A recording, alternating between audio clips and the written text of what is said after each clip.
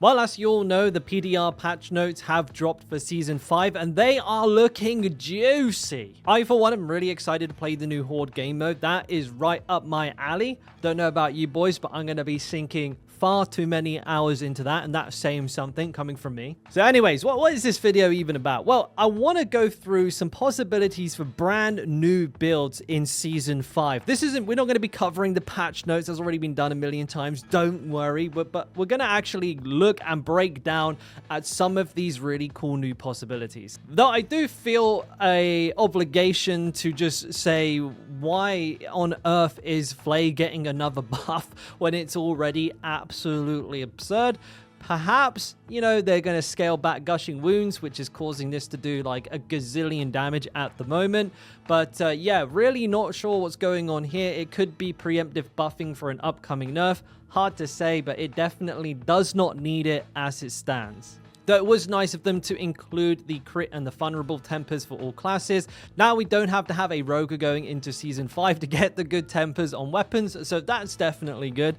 But yeah, let's start by talking about some of these new builds, and I think we'll talk about first the Unbroken Chain build, or the new Kratos build, aka the Iron Maelstrom build. It goes by many names, but this is going to be a bit of an odd one for me to wrap my head around because it's not a playstyle I often go for.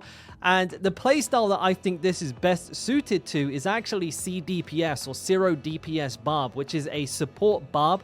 It's been seeing a lot of popularity in the pit, helping out Sorks and stuff like that in order to get really, really far into that content. Like, we're looking at 170 plus at the moment with a character that doesn't do damage. And this is exactly the kind of item you'd expect to see on a build like that.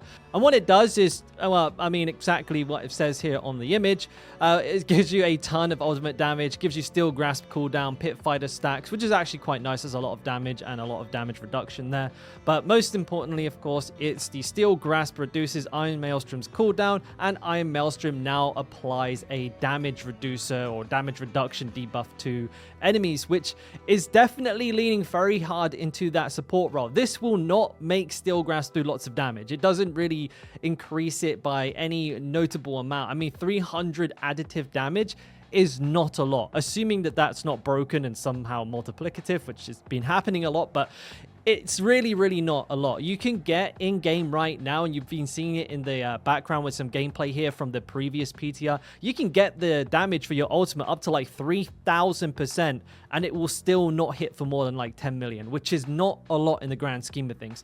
Might be a really cool leveling build, but definitely something that a solo player will more than likely avoid from playing, just because it's just not going to give you a lot of damage. And amulets are a very, very important item slot, because this is where a great deal of your damage comes from, because you get the enhanced aspect from it, and also it comes with some of the most powerful stats in the game, like cooldown reduction and ranks to passives. So going to be a very interesting one here to see. You can definitely see it in a Zero DPS build. Another really cool thing about this is it will basically reduce the cooldown of Iron Maelstrom to 0. If you've been taking note in the video, you'll see that the cooldown is roughly about 9 seconds, which is exactly how much this takes off. So it will be 100% possible to get a 0 cooldown ultimate with this, which could be fun. Like, just for that alone, just kind of sitting in the middle of the map, like, yeehaw, like just fucking swinging your weapons above your head like a cowboy's lasso. I mean, it's definitely something I could see being good for farming Hell Tides. I don't know.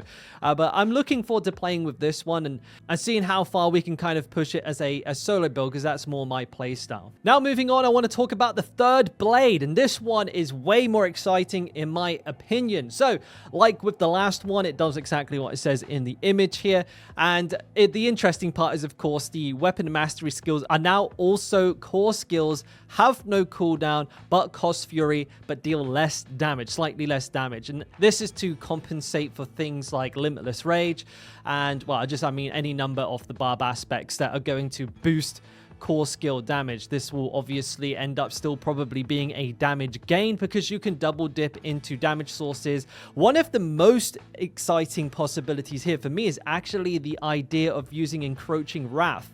So Encroaching Wrath increases the damage of your next weapon mastery skill while you spend Fury.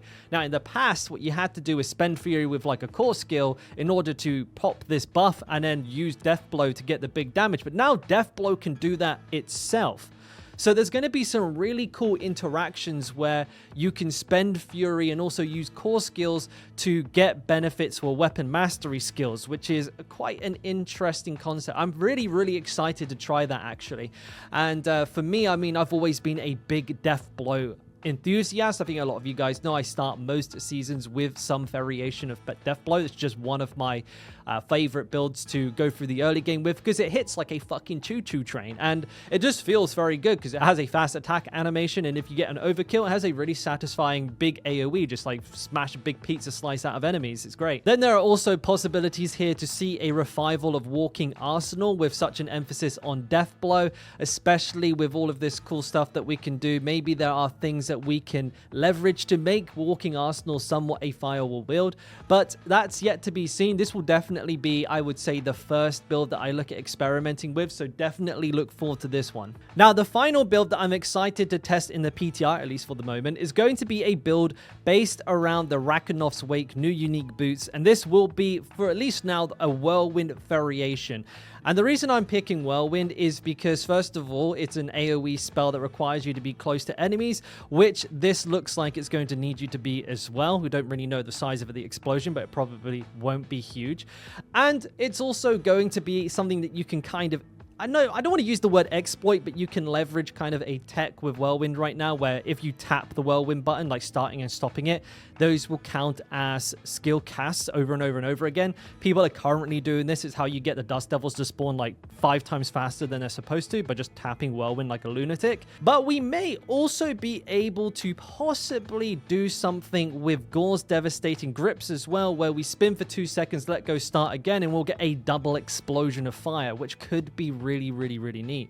Now, one of the limiting factors here is that we don't have a way to scale fire damage, so all of this will just be, if it's strong, it's strong, if it's not, it's not, but it could definitely be something fun to play around with and see if we can get something to work there. And I do honestly think there is a pretty decent chance here. The numbers are looking pretty good on the items and the stats are fantastic, but also there was a buff to Gore's Devastating Grips that allows the size of that explosion that they create to scale with Whirlwind size as well. So I could definitely see this being a really cool speed farmer that has just giant fire explosions going off every couple of seconds to just supplement the damage Whirlwind already does, which might be able to be a little bit higher this season, we hope, but we'll see, because it has had a lot of buffs, but currently it's still being carried by Dust Devils, and I'd really like to see a departure from the Dust Devil meta. It's too prolific. But those are my build ideas. Just a quick, easy video. I really wanted to get out there, just sort of give you guys an idea of what to expect from this channel anyways coming up in the next week. So if you want to see the full build breakdowns of those, whether they will be fireable and anything else that I find, make sure you are subscribed, of course, and I'll catch you on the next one. Thanks for watching. Much love. Bye.